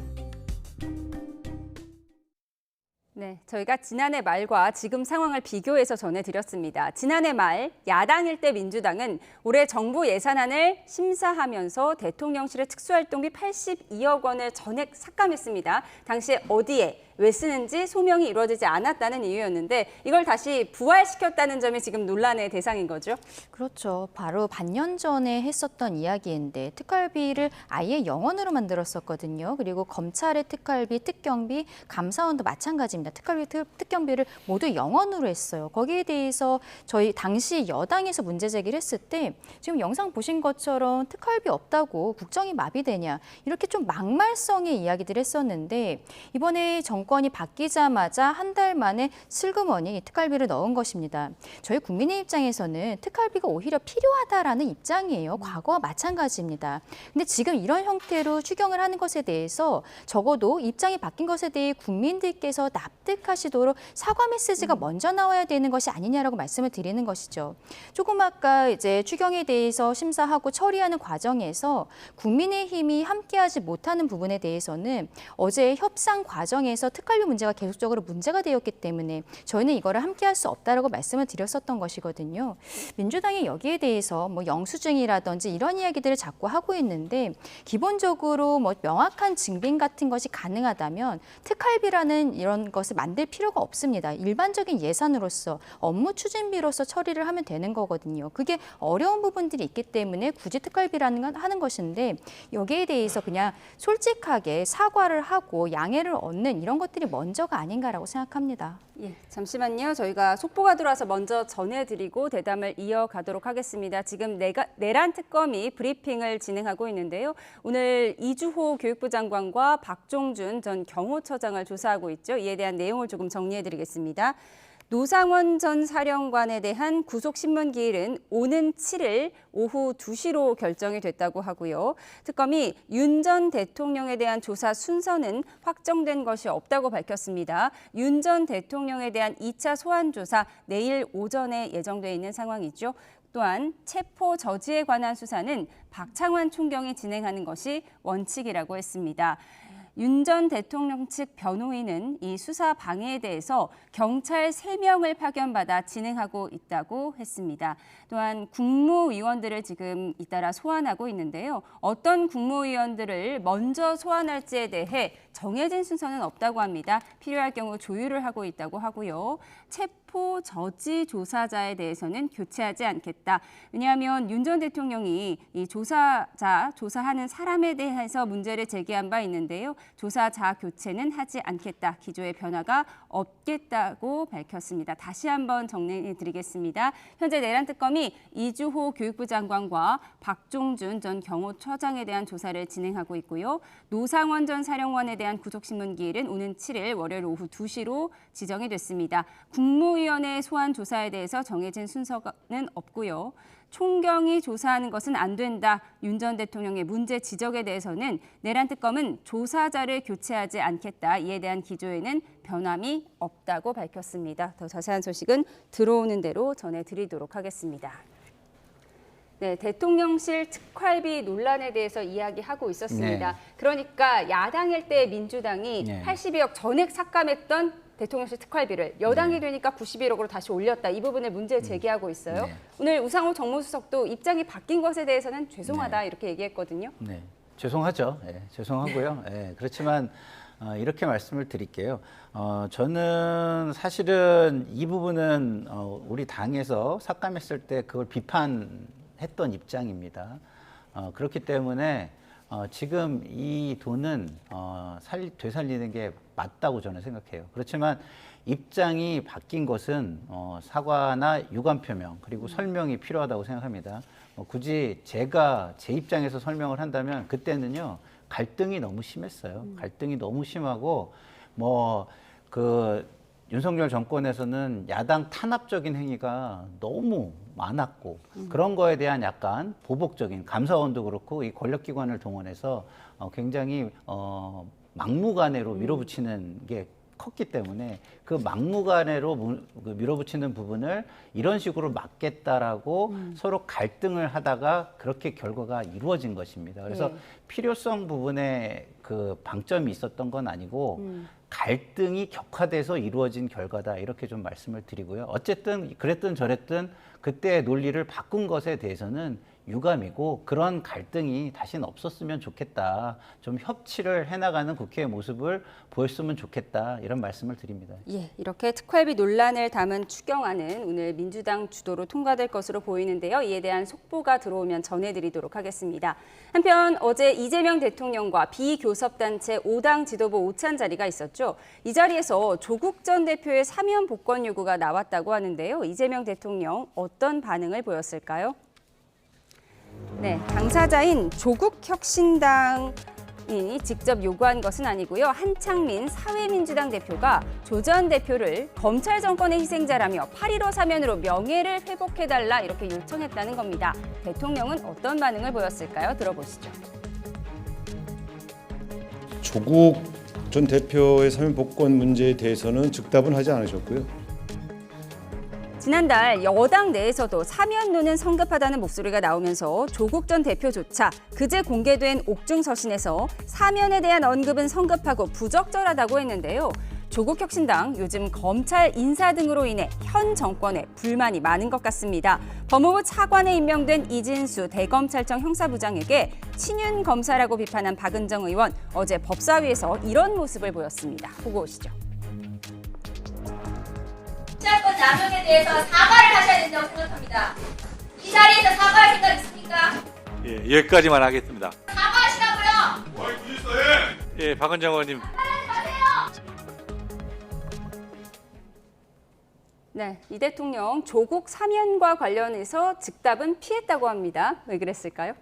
아무래도 부담이 굉장히 크겠죠. 왜냐하면은 조국 대표에 대해서 사면을 한다는 것은 어떤 정치 검찰로부터 뭐 무리하게 기소가 되었고 그리고 조작된 증거로 인해서 유죄 판결을 받았다. 본인을 포함한 이야기를 하고 싶은 것일 텐데 조국 대표를 만약에 사면을 하게 된다면 본인과 관련한 사람들이 여러 명 있지 않습니까? 뭐 이화영 씨라든지 여러 사람들이 지금 연결이 되어 있는 부분인데 그럼 그 사람들에 대한 부분들도 이재명 대표 입장에서 그리고 이재명 대통령의 지지자들 입장에서는 역시 똑같이 조작된 수사에 통해서 유죄 판결을 받은 사람들이에요. 그럼 이런 사람들까지도 8.15 사면으로 다 나가게 됐을 때 정치적인 후폭풍을 과연 감당할 수 있을까? 거기에 대해서 곤란한 부분들이 분명히 있다라고 생각을 합니다. 조국혁신당 입장에서는 뭐 오늘 같은 경우에는 조국혁신당이 직접 이야기하지 않았다라고 하지만 대통령이 취임 선서한 날 그날 이제 야당 대표들과 오찬 자리를 할 때 그때 조국혁신당 그 김선민 대표 권한대행이 이 자리에 조국 대표가 있었으면 참 좋았을 것 같다. 이런 이야기를 하면서 직접적으로 간접적으로 계속 조국 대표의 사면에 대해서 이야기를 하고 있는 상황이었었거든요. 그때 근데 전현희 의원이라든지 민주당 의원들이 방송에 나가서 지금 그런 이야기 하는 것은 조금 시기상조다라고 얘기했는데 정성호 지금 후보자가 그거 지금 적극적으로 검토해야 된다는 형태로 이야기를 했습니다. 저는 개인적으로는 그런 부분들이 있기 때문에 정성호 후보자를 법무부 장관으로 지명한 것이 아닌가라는 생각도 들어요. 오광수 전 민정수석에 대해서 처음에 지명이 되었고 그리고 업무를 이미 시작한 상황에서 오히려 친정부적인 언론 매체들이 오광수 수석의 어떠한 부동산과 관련한 의혹, 차명 대출과 관련한 의혹들을 계속적으로 제기를 했습니다. 그때 약간 이야기들이 나왔던 게 조국혁신당 혹은 민주당 내 강성층에서 검찰 출신들에 대해서 받고 싶지 않아 하는 분위기 이런 것들이 표출되는 것이 아니냐라고 이야기가 나왔고 앞서도 잠깐 얘기했는데 결국 낙마하고 들어온 봉욱 수석 역시도 어떻게 보면 검찰 개혁을 하는 과정에 있어서 조국혁신당이 보기에는 적당한 사람이 아니거든요. 이런 것들을 좀 무마하기 위해서 정성호 장관이 지명이 된 것이 아닌가라는 생각을 좀 하는 부분들이 있습니다. 근데 지금 어쨌든 8.15에 사면을 한다는 것은 이 정권을 흔들 수 있는 부분이 있기 때문에 아마도 정성호 후보자를 통해서 조금은 여기에 대해서 다독이는 메시지들이 나가게 되지 않을까. 대통령의 입으로는 이 과정에 대해서 이야기는 절대 나오지 않을 것이라고 생각합니다. 근데 너무 정치공학적으로 말씀하시는 것 같아요. 그동안의 모든 대통령은 사면권에 대해서 굉장히 신중했어요. 왜냐하면 이게 정치적 사면이 되면 굉장히 대통령의 어떤 특권으로 비춰지고 그게 민심에 좋은 영향을 주지 않을 거라는 걸 다 알고 있기 때문에 기본적으로 원칙적으로 사면권과 관련해서는 굉장히 신중할 수밖에 없는 겁니다. 그걸 그렇게 너무 정치공학적으로 그렇게까지 해석할 필요가 있나 이런 말씀을 드리고 싶고요. 그리고 조국 전 장관은요. 이게 그 검찰 정권의 희생자라고 주장을 하더라도 어쨌든 사법부의 최종 판단이 이루어진 겁니다. 그래서 사법부의 판단이 이루어진 상태이기 때문에 그 전이라면 뭐 검찰의 수사 단계라면 저런 이야기를 들어서 어떤 것들을 뭐 액션을 하거나 메시지를 내거나 할 수도 있겠지만 사법 판단이 끝난 상황에서 그 검찰이 수사를 그렇게 했기 때문에 사법 판단은 인정하지 못한다. 이렇게 메시지를 낼 수는 없는 거기 때문에 제가 볼 때는 이게 국민적인 어떤 동의와 이런 것들이 만들어지는 계기가 올 때 하는 것이 적절한 것이지 정치적 사면으로 이렇게 뭐랄까요 국민들에게 의심을 받으면서까지 할 것은 아니다 이렇게 생각합니다. 예. 지금 내란 특검의 브리핑이 진행되고 있는데 계속해서 속보가 들어오고 있습니다. 추가 속보를 전해드리겠습니다. 윤 전 대통령 내일 2차 소환 조사가 예정돼 있는데요. 1차 때와 마찬가지로 현관을 통한 지하 주차장이 아닌 현관을 통한 공개 출석 방침을 그대로 유지한다고 밝혔습니다. 그리고 외환 혐의와 관련해서 군 관계자 상당수를 조사하고 있다는 내용도 포함되어 있습니다. 그리고 앞서 전해드린 것처럼 윤 전 대통령의 문제 제기에도 불구하고 박창환 총경이 조사를 진행하는 것은 그대로 유지되는 것 같습니다. 체포저지 조사자를 교체하지 않겠다. 그에 대한 기조가 변화하지 않았다고 밝혔다는 속보 내용 전해드렸습니다. 네, 추가로 속보가 들어오면 더 전해드리도록 하겠습니다. 네. 마지막으로 국민의힘 상황을 좀 짚어보도록 하겠습니다. 김문수 전 고용노동부 장관의 이야기부터 좀 들어볼 텐데요. 안철수 의원의 브리핑도 들어보시죠. 인선에 대해서 이렇게 이야기는 하지 않았는데 솔직히 어젯밤부터 오늘 아침까지 희망하시는 분들이 너무 많아가지고 사실 곤란을 겪고 있다는 그런 말씀 드리겠습니다.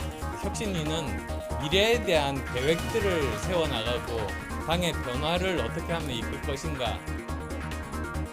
어떻게 보면 그 친윤 기득권 세력이라고 하는 여기에 그냥 어떻게 보면 꽃꽂이처럼 친윤 기득권 테이블 위에 꽃병처럼 이렇게 어떻게 보면 친윤 기득권 테이블 위에 꽂혀 있는 안철수, 철수 이렇게 쓰이고 끝날 가능성이 많아요. 대비해서는 뭐 많은 그런 차이가 많이 있죠. 하루 이틀이 되는 건 아니고 상당한 시간이 걸릴 것으로 보고 있습니다. 출마 가능성은 아직까지 뭐 제가 특별히 하는 말이 없습니다. 전당대회가 정해진 것도 아직까지는 없고 언제 할지 날짜도 안 정해졌고 저도 뭐 전당대회 나간다 안 나간다 이런 이야기는 아직까지 전혀 할 만한 그런 위치가 아닙니다. 네, 박용진 전 민주당 의원, 안철수 의원을 향해서 친윤 꽃병에 꽂힌 철수화라고 비판을 했습니다. 상당히 평가절하한 것 같은데요. 어떻게 보셨어요? 그렇죠. 지금 송원석 원내대표와 그 지도부가 어떻게 보면은 TK 주류 세력들이 들어와 있고 친한계는 지도부에 들어와 있지 않기 때문에 이게 지금 개혁의 의지가 있는 것인가 국민들께서도 좀 의구심을 갖고 계신 것이 사실입니다. 어쨌든 그런데 지금 송원석 원내대표가 비대위 체제로 비대위 권한대행이 되면서 혁신위를 띄웠거든요. 근데 안철수 의원 같은 경우에는 저희 당 내에 있지만 실상은 안철수계라는 것은 거의 없기 때문에 당 외에 계신 분과 비슷하게 객관적인 모습들을 가지고 있다라고 생각합니다. 대선 경선 과정에서 보여줬었던 부분들, 뭐 비상계엄에 대해서 반대한 것을 넘어서서 탄핵에 대해서도 찬성하는 것으로 이제 탄찬파라고 봐야 될 것으로 보이는데 그때 본인이 계속적으로 메시지를 내면서도 당 경선 과정에서는 어떠한 선거운동을 열심히 하는 모습들을 보였었거든요. 저는 이번이 안철수 의원이 본인의 정치적인 역량을 모두 쏟아붓게 되지 않을까라고 생각합니다. 이번에 혁신위가 제대로 되지 않는다면 본인 스스로도 국민의힘 안에서 더 이상 가져갈 자리가 별로 없을 것이라는 것을 스스로도 알고 있을 것이라 생각하고 저희 당 스스로도 굉장히 절박한 부분들이 있거든요. 이러한 두 개의 그 절박함이 시너지를 낼 수 있을 것이다라고 생각합니다. 예, 국민의힘 상황까지 짚어봤습니다. 지금까지 김상일 정치평론가, 강전의 국민의힘 대변인과 함께했습니다. 고맙습니다.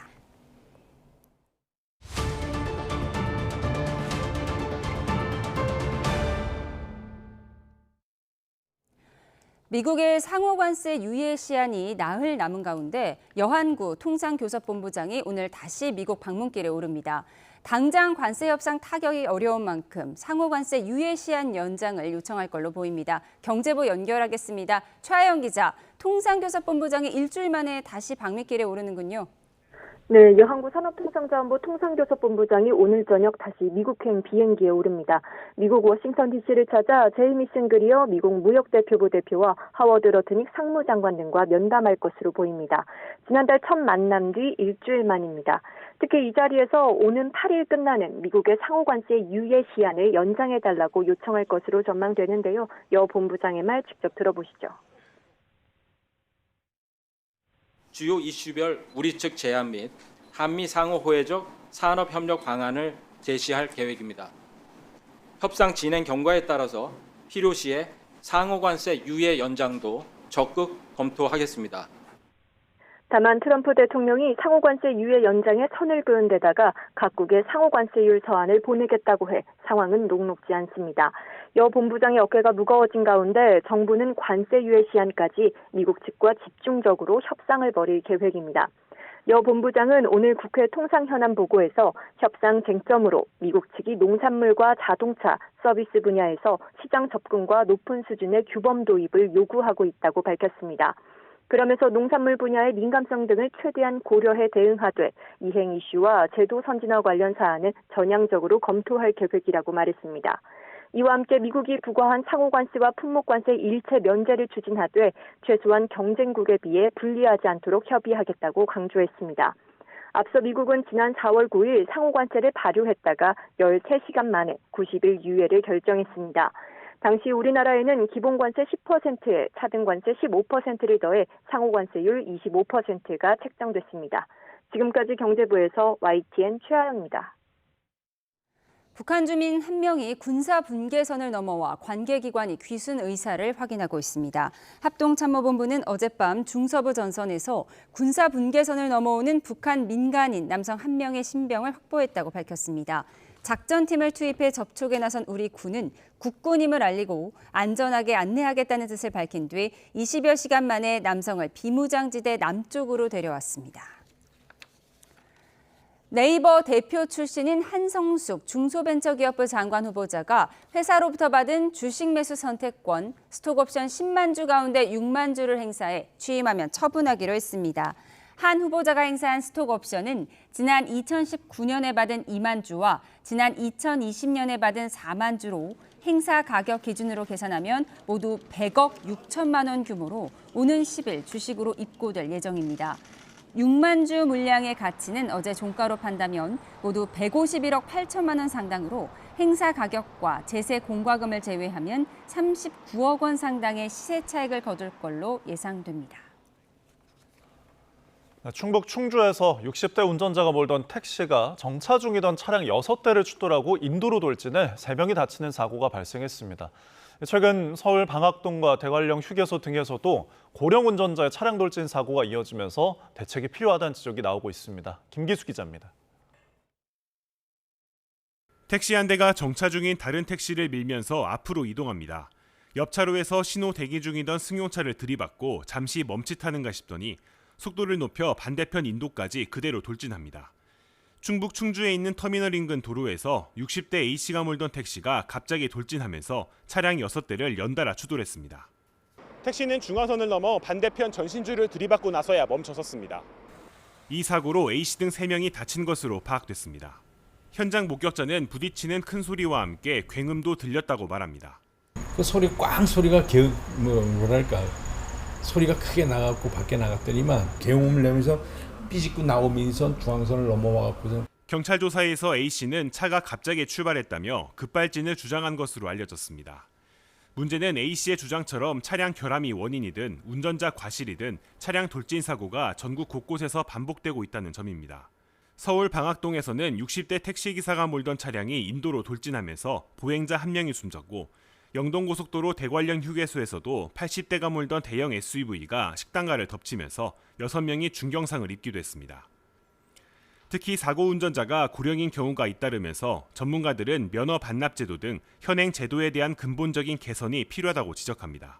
아직 제대로 정착이 안 되고 있거든요. 이 부분도 개선을 통해서 정착을 시켜야 되고요. 이제는 제재 수준의 좀 엄격한 인증력 검사라든지 도로 위 안전을 위협하는 돌진 사고를 막기 위한 실효성 있는 대책 마련이 시급해 보입니다. YTN 김기수입니다. 네, 조금 전 들어온 소식 전해드리겠습니다. 김건희 특검팀과 관련된 이야기인데요. 이응근 삼부토건 전 대표를 소환해서 조사를 하고 있다는 특검 속보가 들어왔습니다. 김건희 특검팀 어제는 삼부토건 등 13곳에 대해서 동시다발적인 대대적인 압수수색을 벌였는데요. 삼부토건 주가 조작 사건과 관련해서 김건희 특검팀이 현재 들여다보고 있는 가운데 관련 회사 대표들을 소환한 이후에 이번에는 이응근 삼부토건 전 대표를 소환해서 조사하고 있다는 속보가 들어왔습니다. 김건희 특검팀의 조사 내용 계속해서 추가되는 소식은 이어지는 뉴스에서 전해드리겠습니다. 다음 소식입니다. 오늘 아침 출근 시간대 서울 지하철 2호선 신호 장애로 열차 운행이 한때 중단되거나 지연이 됐습니다. 이 장애는 4시간 만에 복구가 됐는데 무더위 속 출근길 시민들이 큰 불편을 겪었습니다. 김희영 기자입니다. 지하철 문은 닫혔지만 열차는 꼼짝하지 않습니다. 안내판에는 지하철역마다 열차가 멈춰섰다고 표시됩니다. 아침 7시 50분쯤 서울 지하철 2호선 서울대 입구역에서 신호장애가 발생해 열차 운행이 중단되거나 지연됐습니다. 선로에 들어오는 열차 방향을 조정하는 신호장치인 선로 전환기가 고장난 겁니다. 출근길에 답답한 열차 안에 갇힌 승객들은 지각 걱정에 발을 동동 굴렀습니다. 지각한 것도 부족해서 이제 지하철 내에서 냉방이 가동이 되는 것 같지가 않게 느껴져가지고 사람도 많은데 좁은 곳 안에서 더 덥게 느껴지는 것도 있었어요. 열차를 기다리는 시민이 늘면서 승강장은 물론 지하철역 입구와 계단까지 사람들로 가득 찼습니다. 아무리 지하철 늦게 오니까 기다리는 사람들이 늘어나가지고 지하철 몇 대 보내고 타는 사람들도 있었고. 서울교통공사는 20분 만에 수신호로 열차를 서행 운행하기 시작했지만 가다 서다를 반복했습니다. 충정로 한정거장 가가지고 한 20분 정도 멈춰 있었고요. 잠깐 멈추고 가고 잠깐 멈추고 가고 이런 식으로 하다가 영등포 구청에서 한 10분 정도 더 멈춰 있었던 것 같아요. 총 한 30분 조금 넘게 지체됐던 것 같아요. 결국 장애 발생 후 4시간이 지난 오전 11시 50분쯤 신호기 부품을 교체하는 등 복구 작업을 마치며 열차 운행은 정상화됐습니다. 갑작스러운 열차 운행 차질로 무더위 속 출근길 시민들이 큰 불편을 겪었습니다. YTN 김희영입니다. 네, 속보 먼저 전해드리겠습니다. 이재명 정부의 첫 추가 경정 예산안이 국회 예결위를 조금 전에 통과했다는 속보가 들어왔습니다. 1조 3천억 원이 증액된 31조 8천억 원 규모로 민주당 단독으로 처리가 됐습니다. 소비 쿠폰 1조 9천억 원, 논란이 됐던 대통령실 등의 특활비 105억 원이 증액된 규모입니다. 앞서 민생회복 소비 쿠폰과 대통령실 특활비 등으로 여야가 충돌했었죠. 자, 민주당 단독으로 처리가 됐습니다. 이재명 정부의 첫 추경안 1조 3천억 원이 증액된 31조 8천억 원입니다. 여야 논란이 되었던 대통령실 등의 특활비 105억 원이 증액됐습니다.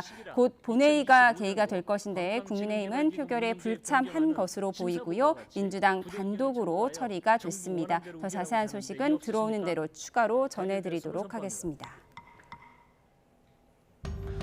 일본 사회가 지금 이 만화책 때문에 술렁이고 있습니다. 유명 만화가 타츠키 료가 만화에 쓴 예언 때문인데요. 어떤 내용인지 함께 보시죠. 만화가 타츠키 료는 지난 1999년에 낸 책에서 2011년 동일본 대지진과 2020년 코로나19 사태를 예측해 파장을 일으킨 인물인데요. 이 4년 전 낸 완전판에서는 올해 7월 일본과 필리핀 사이에 동일본 대지진보다 더 큰 지진이 일어날 거란 예언을 한 겁니다. 그런데 그 날짜가 바로 내일이죠. 7월 5일입니다.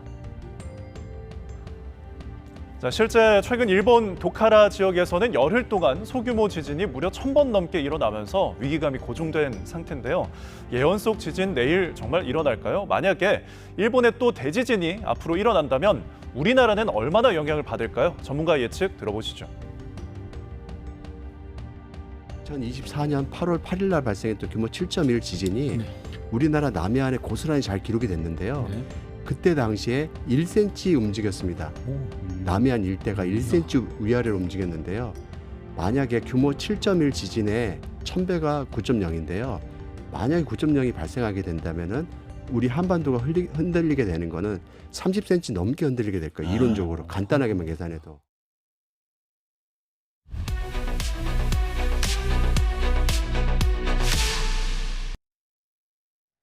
내란 특검이 내일 있을 윤석열 전 대통령의 2차 소환 조사를 앞두고 12.3 비상계엄 당시 국무회의에 참석했던 국무위원들을 연이어 불러 조사했습니다. 네, 김건희 특검은 첫 수사를 삼부토건 주가 조작 의혹으로 정해서 고삐를 바짝 당기고 있습니다. 시시각각 달라지는 특검 소식 임주혜 변호사와 함께 짚어보겠습니다. 어서 오십시오. 어서 오세요. 네, 안녕하세요. 예, 지금 내란 특검이 브리핑을 진행하고 있는데요. 속보로 들어온 내용을 보면 이 체포 저지와 관련해서 박창환 총경이 그대로 조사를 할 것이다. 그러니까 내일 조사자도 박창환 총경이 될 것이다. 이 부분을 강조했거든요.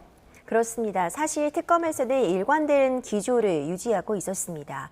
윤석열 전 대통령이 주장하는 것처럼 지금 박창환 총경이 실제로 그 윤석열 전 대통령의 체포영장 집행 과정에 참여했다고 볼 수 있는 그 사실관계도 다를 뿐더러 그보다도 더 크게 지금 지목이 되고 있는 경찰에게 조사를 받을 수 없다 이런 주장은 전혀 법적 근거가 없는 타당하지 않은 주장이라는 점을 그 애초에 계속해서 반복하고 강조해 오고 있었거든요. 네. 그런 기조 기조가 유지되어 있기 때문에 이제 윤석열 전 대통령에 대한 특수공모집행 방해 혐의는 여전히 박창환 총경이 진행을 할 것이다. 이런 입장을 거듭 강조한 것이라 보여집니다. 네, 그리고 가장 최근 조사는 일단 알려져 있는 대로 이주호 장관 그리고 박종훈 전 경호처장에 대한 조사를 하고 있습니다. 이들을 통해서는 어떤 걸 알아보고 있을까요? 이주호 장관 같은 경우에는요, 사실상 애초에 12.3 비상계엄이 선포될 당시에 소집 통보를 받지 못한 것으로 알려져 있습니다.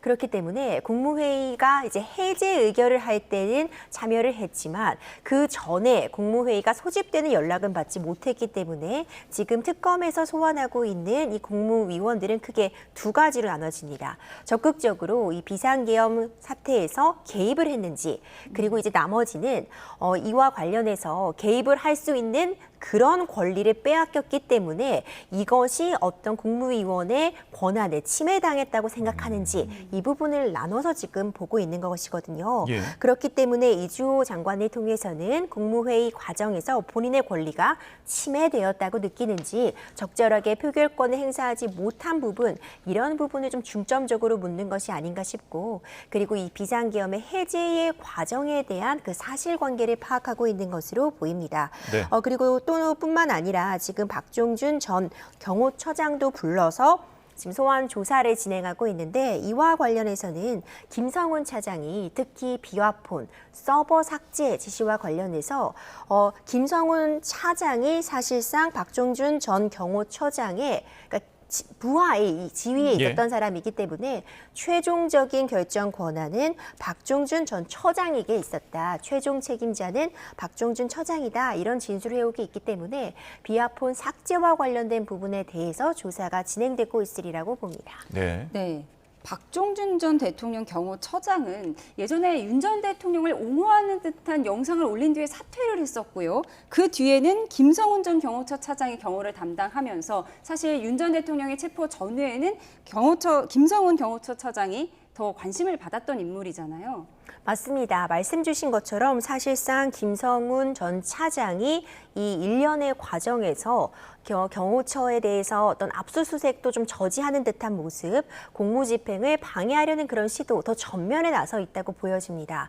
하지만 지금 특검에서는 전방위적인 조사가 필요하다고 보고 있는 것 같고요. 네. 특히 사실관계를 확인하는 데 총력을 기울이고 있는 것 같습니다.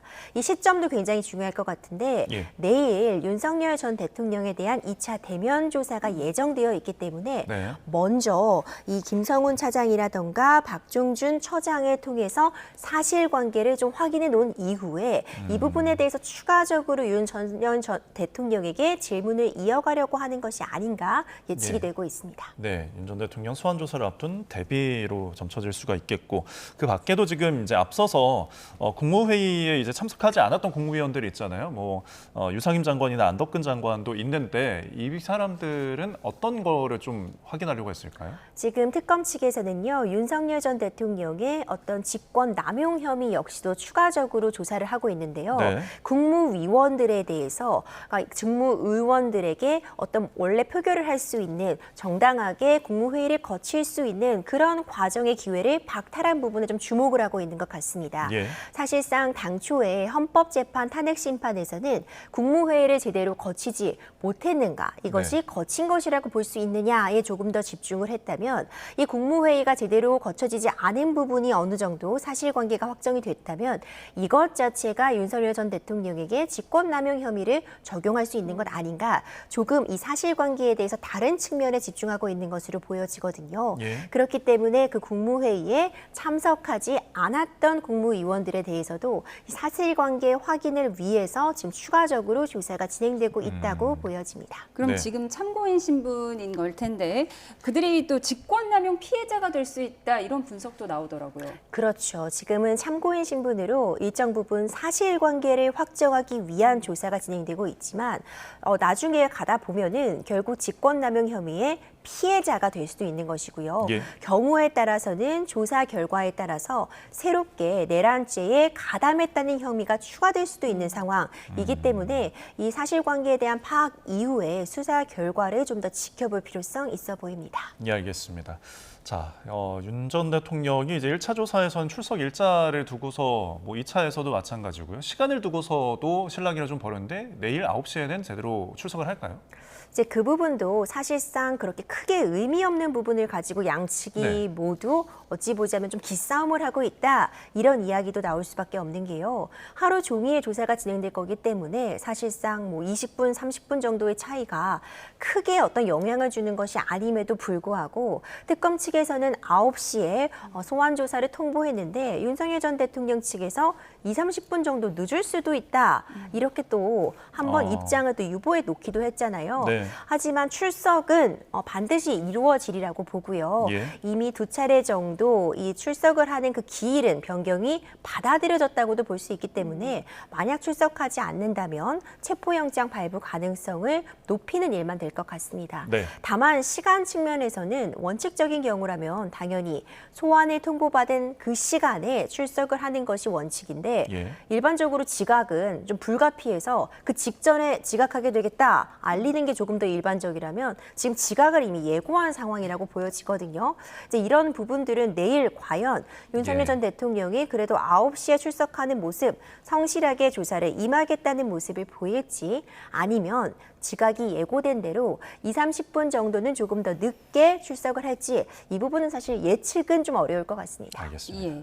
내란 특검의 브리핑 내용을 보면 윤 전 대통령 내일도 현관을 통한 공개 출석 방침이다 이렇게 밝힌 바가 있다는 점도 한 번 더 말씀드립니다. 그런데 이와 별개로 지난 2월에 이상민 전 행정안전부 장관에 대한 압수수색을 할 때 거액의 돈다발이 발견이 됐다고 해요. 뭐 이 부분이 내란과는 관련이 없는 것 같아서 뭐 검찰이 놓고 나왔다고는 하는데 이게 이번에 공개가 되면서 특검도 이 부분에 대해서 수사할 수 있다 이런 얘기가 나오더라고요. 그렇죠. 특검에서 지금 수사할 수 있는 그런 혐의들이 나열이 되어 있지만 예. 이 조사를 하다가 또 새롭게 인지된 사건에 대해서도 일정 부분 확인을 할 수 있을 것이라고 봅니다. 네. 이 근거는 갖추었다고 보는데 일단 이상민 전 행안부 장관 같은 경우에는 이 부분에 대해서 일단 사실 무근이다 밝히고 있습니다. 이제 한 보도에 따르면 거액의 돈 뭉치가 발견되었다. 뭐 그 외에도 명품 가방 등이 발견되었다. 이런 이야기가 나오기도 예. 했는데 이상민 전 장관 측에서는 근거도 없고 사실 무근이며 상식적인 수준의 어떤 체면 유지비 조의 현금에 불과했다라고 밝히고 있거든요. 특히 당시에 지방에 체류할 일이 있어서 금고 문까지 다 열어두고 있었던 상태였다. 네. 전혀 어떤 이 숨기려는 의도라든가 불법적인 자금이 아니라고 주장은 하고 있는데 지금 공직자들은 재산을 신고하고 있습니다. 네. 근데 이 현금은 신고가 되지 않았을 것으로 지금 추정은 되고 있는 상황이라 이제 이 부분도 이제 특검에서 뭔가 혐의점이 있다면 들여다볼 수는 있겠지만 아직은 어떤 사실관계가 확인된 그런 상황은 아닌 것으로 보여집니다. 그러니까 뭐 현금을 집에 두는 거는 뭐 법적으로 문제가 없는데 고위공직자는 이걸 신고해야 되니까 그 부분이 또 문제가 될 수 있다 이렇게 말씀을 주셨습니다. 네, 알겠습니다. 내란 특검에 대해서 저희가 살펴봤고요. 김건희 특검도 좀 짚어보겠습니다. 저희가 아까 속보로 전해드렸는데 삼부토건 이제 전 대표까지 이제 그 삼부토건 주가 조작과 관련된 혐의들을 굉장히 집중적으로 보고 있는 것 같더라고요. 이게 지금 1호의 수사가 될 걸까요? 그렇죠. 이 삼부토건 혐의에 대해서 가장 먼저 좀 수사를 진행하고 있는 것으로 보입니다. 네. 이제 그럴 수밖에 없는 것이 가장 덜 알려진 사건이기도 하고요. 그리고 지금 특검에서 수사가 진행되기 전에는 이제 김건희 여사에 대해서 직접적으로 어떤 조사라던가 그런 부분들이 진행된 부분이 없기 때문에 네. 이 부분에 대한 혐의를 좀 밝히는데 좀 집중하고 있는 것으로 보입니다. 그렇기 때문에 전격적으로 이 김건희 여사 특검이 출범하자마자 이 삼부토건 본사에 대한 압수수색도 단행을 했고요. 그런데 이 압수수색에서도 조금 미심적인 부분이 있었던 것이 이 삼부토건이 본사를 네. 압수수색 직전에 이전을 했던 겁니다. 지금 특검 측에서는 이 본사 이전 부분에 대해서도 혹시라도 어떤 증거 인멸을 위한 조치가 아니었는지까지도 들여다보겠다고 밝혀지고 있거든요. 예. 과연 삼부토건이 굉장히 단기간에 우크라이나 대건주라는 명칭으로 분류가 되면서 주가를 급등하고 삼부토건의 전 경영진들이 막대한 이득을 취하는 과정에서 김건희 여사와의 어떤 관련성이 있는가, 이 부분을 굉장히 집중적으로 들여다볼 예정인 것 같습니다. 예. 조금 전에 삼부토건 관련사의 대표도 소환하고 있다고 밝혔는데 지금 어제 압수수색을 동시다발적으로 이루어졌는데 이석산업개발이라는 곳도 포함이 됐어요. 어떤 곳인가요? 그렇죠. 이제 그 부분도 좀 논란이 될 수 있을 것 같아요. 결국 여러 가지 혐의들을 조사해 가는 과정에서 자금 흐름을 쫓고 있다는 그런 생각도 들어지거든요. 이 사실 김건희 여사에 대한 대면 조사가 진행이 되려면요. 그보다는 먼저 구체적인 증거가 나와야 됩니다. 네. 대면 조사는 일반적인 수사 과정에서도 맨 마지막 단계에 이루어지는 것이고요. 그 전에 자금의 흐름, 그리고 또 그보다도 중요한 이런 사전의 정보 같은 부분들을 서로 공유를 했는지, 이런 부분들을 확인하는 조치가 필요한데 압수수색을 통해서 자금에 대한 흐름 확인과 더불어서 서로 간에 어떤 관계가 있는지, 주고받은 문건이라던가 어떤 통화 내역, 메시지가 있는지를 지금 확인하고 있는 과정으로 보여지거든요. 그러니까 이 과정이 사실 대면 조사로 가기 위한 그 수순을 밟고 있다, 이렇게 보여지고요. 구체적인 어떤 주가 조작에 대한 물증, 그 가운데 연관고리가 있는지 이 부분에 대한 자료를 찾고 있다, 이렇게 네. 설명할 수 있을 것 같습니다. 네, 자료를 찾고 있는 중이라는 김건희 특검의 이야기도 짚어봤고요. 최상병 특검 짧게 좀 짚어보겠습니다. 다음 주 월요일 날 김계한 전 해병대 사령관 소환을 하는데요. 어떤 것을 좀 확인하려는 걸까요? 김계환 전 사령관 같은 경우에는 결국 이종섭 전 국방부 장관으로부터 도대체 어떤 지시사항을 받은 것인지, 이 부분에 대해서 좀 집중적으로 물을 것 같습니다. 결국 이 VIP 일명 경로설이라고 해서 윤석열 전 대통령이 이제 이런 일로 사단장까지 처벌하려고 한다면 누가 하려고 하겠느냐라고 경로했다는 그 VIP 경로설이 사실상 이 최상병 특검이 밝히고자 하는 그 핵심 사항이라고 보여지거든요. 네. 결국 김계환 전 사령관을 통해서 구체적으로 이종섭 전 국방부 장관으로부터 어떤 지시를 받았는지, 이 군 내부적으로 이 사건을 조사하는 과정에서 실질적으로 외압이라고 볼 수 있을 만한 사안이 발생했는지, 이런 부분들에 대한 질문을 적극적으로 이어가리라고 봅니다. 그런데 이종섭 전 장관 측은 특검팀에 의견서를 제출했다고 하는데요. 어떤 내용이에요? 지금 항명 사건이 문제가 되는 부분이 있습니다. 그러니까 네. 항명이라는 것은 명령을 거부했을 때 이제 처벌을 받는 건데, 이와 관련해서 이제 항명이 군검찰 측에서 기소를 했고요. 1심에서는 무죄를 받았는데 군검찰 측에서 이 부분에 대해서 항소를 진행하고 있습니다. 하지만 이 특검에서 항소 취하를 고려하고 있다라는 지금 이야기가 나오고 있는데, 이에 대해서 이종섭 전 장관 측에서는 이 박정훈 대령과 관련된 이 항명 부분은 이미 수사가 진행이 되고 제대로 적법 절차에 따라서 재판을 받고 있는 것인데, 특검 측에서 이 부분에 대해서 어떤 결론을 내두고서 이 특정 조치를 염두에 두고 그 이후의 조치들을 지금 예상하고 있는 것은 문제가 있다는 취지의 의견서를 제출했다고 알려져 있습니다. 앞으로 이종섭 전 장관도 소환을 할 것으로 보이나요? 그렇죠. 이종섭 전 장관 같은 경우에도 핵심적인 어떤 그 역할을 할 수밖에 없는 상황입니다. 네. 이종섭 전 장관이 이 해당 사건 직후에 이제 호주 대사로 발령이 났다가 이 부분이 굉장히 또 논쟁거리가 되면서 자진 사퇴를 하기도 했었거든요. 과연 이 과정에서 어떤 지시를 전 사령관들에게 한 것인지, 이 최상병 수사와 관련해서 외압이 있었는지를 밝힐 수 있는 핵심적인 인물이라고 보여지기 때문에 소환은 머지않은 기일 내에 이뤄지리라고 봅니다. 알겠습니다. 3대 특검 상황 임주혜 변호사와 함께 짚어봤습니다. 오늘 말씀 고맙습니다. 고맙습니다.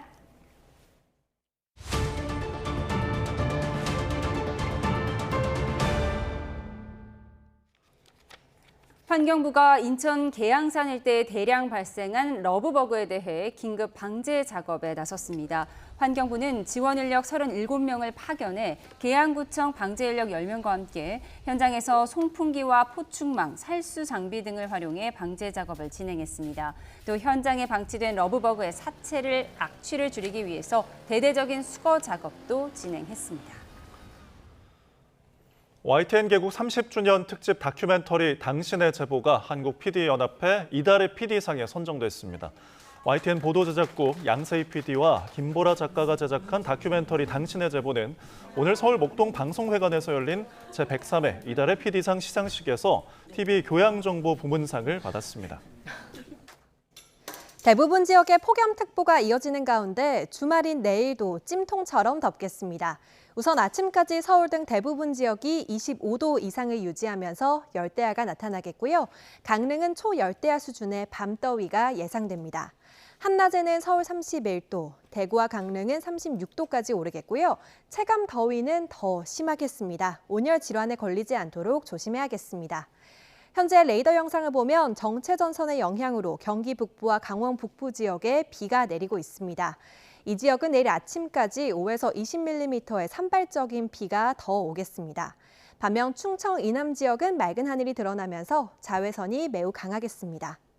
일요일부터 월요일 사이에도 경기 북부와 영서 북부에 장맛비가 오겠고요. 갈수록 더위가 심해지면서 다음 주 초반에는 서울 낮 기온도 35도 안팎까지 오르겠습니다. 날씨였습니다. 금요일에 보내드린 뉴스 마치겠습니다. 함께해 주신 여러분 고맙습니다.